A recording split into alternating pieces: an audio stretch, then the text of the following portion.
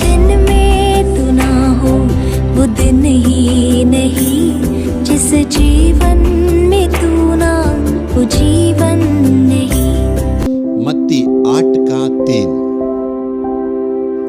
यीशु ने हाथ बढ़ाकर उसे छुआ और कहा, मैं चाहता हूं तू शुद्ध हो जा। और वह तुरंत कोढ़ से शुद्ध हो गया। उसने क्या पाया? उस कुष्ठ रोग जैसे बड़े बीमारी से तुरंत उस वक्त को चंगाई को प्राप्त किया। यीशु ने उस दयनीय स्थिति को देखे, उस व्यक्ति के अकेलेपन को देखे, उस व्यक्ति को बीमारी को देखे, उस व्यक्ति को परेशानी को देखे उस पर दया किया है।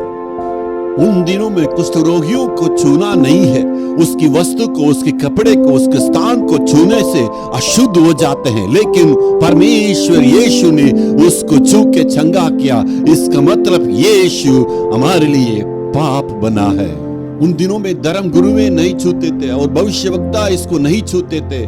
प्रभु यीशु छूया, इसका मतलब यीशु उस पर तरस खाया।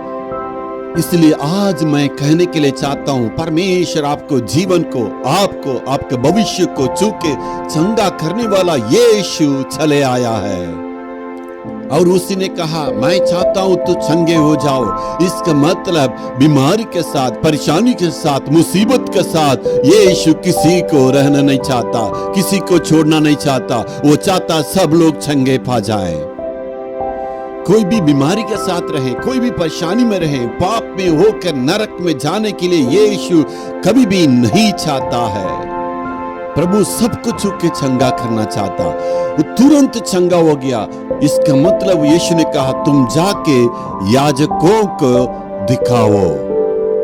जो शुद्ध हो जाते हैं वही याजकों को दिखाते हैं। इसका मतलब ये बीमारी से पूरे चंगाई को प्राप्त किया और फिर से समाज में जाके इनको रहना है। यीशु यही चाहते थे, ये इसके परिवार के साथ, इसके दोस्त के साथ रहना। इसके बाद दयनीय स्थिति में नहीं, अकेले नहीं, त्यागे हुए नहीं, सबके साथ मिलकर रहना है। इसको सुनने वाले आपसे प्रभु कहता है, आप अकेले नहीं रहना, आप त्यागे हुए स्थिति में नहीं रहना, आप दयनीय स्थिति में नहीं रहना है। आप इसी बीमारी में अकेले ही मरने के लिए प्रभु नहीं छोड़ना चाहता है। आप परिवार के साथ, समाज में आशीष के साथ खुशी रहना, यही परमेश्वर की मर्जी है। जिसने उस कुष्ठ रोग को चंगा किया, आपको भी अद्भुत काम करेगा। Hallelujah, hallelujah.